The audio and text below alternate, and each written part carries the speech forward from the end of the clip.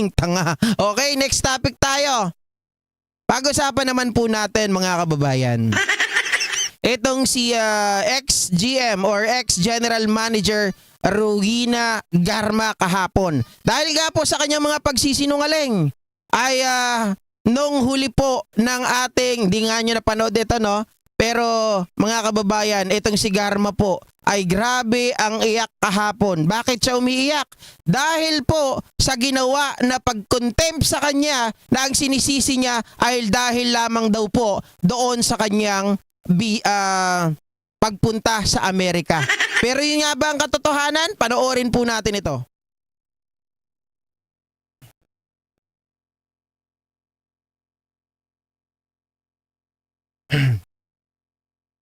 Panoorin muna natin yung last part. Recognize, Mr. Chair. Okay. I would like to answer the question raised by Congressman Paduano, Mr. Chair. Sige. Sandali po. Which question? Ang daming question nun. Ang daming question kasi ng mga congressman kanina. It is only my question. Ngayon, pag Ms. Garma, you can file a motion, but you have to stay here muna. You can file a motion. Kasi tatagal tayo dito. Believe you me. Kasi kanina tinanong na kita, yung states mo pa lang na travel, mali-mali yung sinagot mo sa akin. No, Mali. I will give Mr. you, Chair, in the next hearing, Mr. Chairman, in the next hearing, tatanungin kita ulit kung sasabihin mo ng totoo. Mr. Chair, I'm telling the truth, Mr. Chair, in my mother's grave. Yung travel ko sa States, sinabi ko na po ang totoo. I don't even know the answer why my visa was invalidated by... Hindi lang yung visa, Miss Garma, alam mo kung bakit ka pinigil.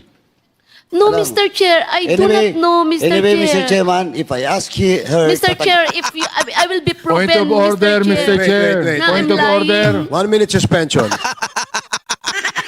Ito ang sinasabi ko. Pag dumidikit sa Duterte, nagiging mayaman, nagkakaroon ng pera, pero nasisira ang buhay. Yan ang mahirap mga kababayan. Meron pa kayong in my mother's grave, I'm telling the truth. Tapos meron pa kayong sinasabi na kailangan ako ng anak ko na nagpakamatay na nga ito. Nilagyan ko lang ng tawa pero hindi ako natatawa sa sinasabi ha. Kaya lang mga kababayan, ang problema, dapat bago kayo gumawa ng kalokohan, inisip nyo muna yung mga anak ninyo. Yun lang yun. Tapos ngayon, iiyak-iyak kayo. I'm not lying. Yung... Please address Why the did I chair lie on my travels, when you Mr. reply to Chair? the question asked by a member, okay? And ano mo lang, clarify mo lang ulit ang iyong gustong sabihin. Okay. Yes, Mr. Chair. Hearing is resumed.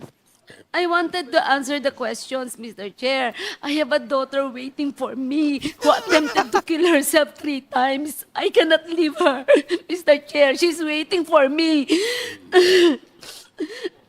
She attempted 3 times, Mr. Chair. That's why I cannot leave her. Now, I will answer all your questions, Mr. Chair. With regards to my travels, that's the real answer. I do not know why my visa was canceled, Mr. Okay. Chair. Okay. You can validate that if magtanong kayo sa Japan kung bakit. They didn't give me the exact answer. I think Congressman Paduano has asked several questions to you, GM Garma. Not just about your trip to Japan. Sabi ng mga DDS dito, wala kayong mga puso. Wala kayo talaga. Puro kayo representatives. Puro kayo mga paepal. Sabi nila, uy, bakit di nyo ba nakikita? Ang mga representante natin sa Kamara ay napakatatalino, hindi katulad ni Bato. Malaki lang ang ulo pero wala ang utak. Nasa utin. Diba? Mga kababayan, tingnan nyo ito kasi yung sinasabi niya. Mamaya na ako mag-explain. Hayaan na muna natin si Paduano mag-explain. So it seems that they have not answered his questions and you appear to be evading the questions that he is asking. And Yes. that is the reason why you were cited in contempt. Yes, Mr. Chair, may I make a statement? That's why I'm appealing to answer. But as stated by the Honorable Congressman, Mr. Chair, he said that I was not telling the truth about my travel to States. But that's the truth. If that is the only reason, isa lang yan, ano pa yung other questions that I will answer? But with regards to my travel sa States, last travel, yun po ang totoong nangyari sa amin ng anak ko sa Japan. I do not know why my visa was invalidated according to that lady in Japan. Mr. Chairman, to be clear, he was not contented because of that question of mine, because of the travel. And in fact, hindi ko na nga pinurso kasi it is all about the question being raised to you by the members. And you're evading the question. It is not all about your travel in the US. Eh, hindi pa nga ako tapos doon eh. Sa totoo lang po, travel in the US, hindi pa ako tapos doon. I tell you. You were cited in contempt because you're evading question from the very start by the members of this committee. Not because may question about your US travel. And ang totoo noon, hindi pa ako tapos doon. Ms. Garma, akala mo yun lang? Hindi pa ako tapos doon. And I will prove you in the next hearing. Pag hindi ka nagsabi ng totoo, I will prove to you that you're lying. Doon lang muna. Kung yun lang yung Tama po, Ma'am Leticia Fernando, tama po kayo. Kasi ako sa totoo lang, kung pwede lang namin i-divulge lahat ng mga alam namin, kaya lang hindi na yun naka-align. Kasi parang ang nangyayari, mas too much bias na kami. So ako sa totoo lang, marami po ako mga nalalaman na nangyayari dyan sa kamera. Kahit kami lahat. Pero hindi namin sila pinangungunahan kasi inaantay natin para masala natin yung balita. Kasi kung uunahan namin yan, diba, napakagaling naman namin. Pero hindi ganon. Ayaw namin maging credit grabber. Pero dito, as far as I know,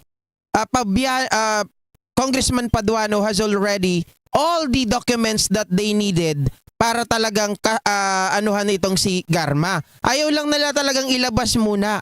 Pero, again, tama po kayo, meron silang katibayan ng kanilang mga sinasabi. Hindi lang sila kagaya ng nasa Senate na blah blah blah blah.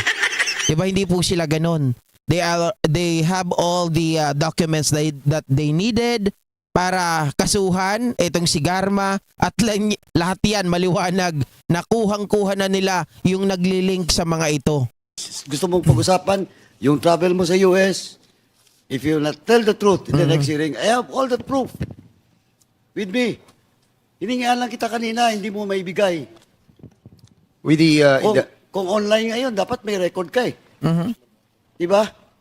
Mr. Chair? Mr. Chairman. okay, At saka magtataka ka rito, bakit tinanong siya, nasaan na yung dokumento mo? Wala na daw. Bakit mo winala? Imposible naman mga kababayan. Ano yun? Dokumento mo, winala mo? O baka ayaw mo lang mabuking. Congressman ako first. Sige. I think the resource person does not have any recourse with us anymore, simply because we have decided. If you look around, we do not have any quorum already to decide whether we would withdraw the contempt order or not. So I think the recourse left for the gentle lady is that either she files a motion for reconsideration or she goes to the court. I think her lawyer knows that. Kasi hindi na po tayo dahil nag-decide na po yung buong committee kanina. Thank you, Mr. Chair. Thank you, Congressman And with Naco. Yes, that is true that we have already decided, and if you want to question the decision of the committee, you can either question this before a court or file a motion for recon before the Quadcom, and we will certainly entertain the motion.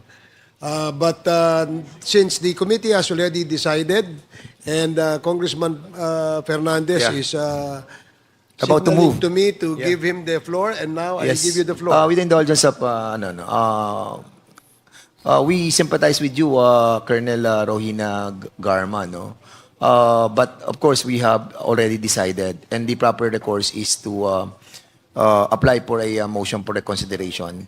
And in relation to your daughter na sinasabi mo po, can you kindly give us a no, I mean the certificate, no? Kasi we really don't know, no? Yeah. We will be asking the sergeant at arms to fetch yung anak niya para to be with her. Para at least ay makita natin yung kalagayan ng kanyang anak. So with that, Mr. Chairman, I think it is just right for us to bring the child in here para makasama po ni Colonel Garma. Ayun. The good thing about these people from the Congress is actually wala nang masasabi pa yung mga DDS dito. Sabihin nila inhumane mga kababayan. The action that has been made by these congressmen is talagang napakaganda, 'di ba? Oo, hindi nila pinagbigyan si Garma sa gusto niya mangyari umuwi. But in other perspective, mga kababayan, it is really way better. 'Di ba? Dahil nakapag-decide na sila and they have all the proof na nagsisinungaling si Garma. Then therefore, the only solution is to bring the child or her daughter dito po sa kamera at makasama niya. Yun ang pinakamaganda na nakita ko rito. Na talagang kahit na sabihin natin na binibira nila si Garma, nandun pa rin yung pagiging makatao nila. At the same time, mga kababayan, meron silang remedy and a resolution. Diba? Very constructive. Hindi kagaya po ng, sorry pero lagi talaga ako nagkukumpara, ang layo-layo po. Very far doon po sa Congress and also dito sa Senate. Napakalayo po, mga kababayan. Okay, ano ba ang pinagsimulan nito para mas maliwanag? Dito po, puntahan natin etong mga medyo pasirko-sirko at parang clown at parang hindi natin malaman, parang bitukan ng manok na pinagmulan at talaga naman anong tawag dito, kapansin-pansin ang pagbilis ng mga posisyon at talagang napaka-juicy ng mga posisyon nga nitong si General Manager Garma, mga kababayan. Ito po, pakinggan natin at panoorin.